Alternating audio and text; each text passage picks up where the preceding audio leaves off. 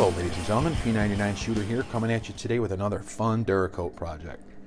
What we've got on the bench today is an American classic. This is the Colt Commander Model, caliber .45 ACP. This particular piece was manufactured in early 1954, which makes it about 64 years old. And despite its current condition, or whatever work has been done to it, it needs a little help, a little TLC, a little love, but that's all right. We're going to take care of that. This is a really great gun.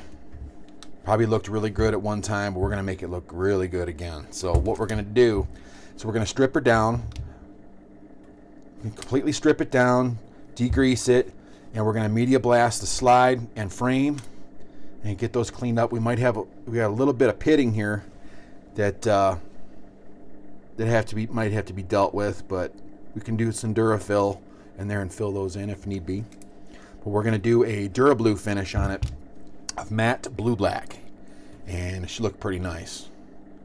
Probably do the components and some of the components in a matte black, kind of offset it. But so let's get her stripped down, get it media blasted, and let's get to it. Okay, now that we've got our media blasting complete, came out really well. The media blasting did reveal some imperfections in the slide, some minor pitting. We're going to address that by spraying on a product called Durafil. This is mixed at a 12-to-1 ratio with the Duracoat hardener, focusing on the areas with any deep scratches or pitting, and the idea is to kind of fill them in, let them dry and cure, and then hit it with some sandpaper, 220 to 400 grit, and smooth it out. Once the surface is smooth, you'll be able to go ahead and spray your top coat of your choice. In this case, it's going to be matte blue black Durablue. So let's get started.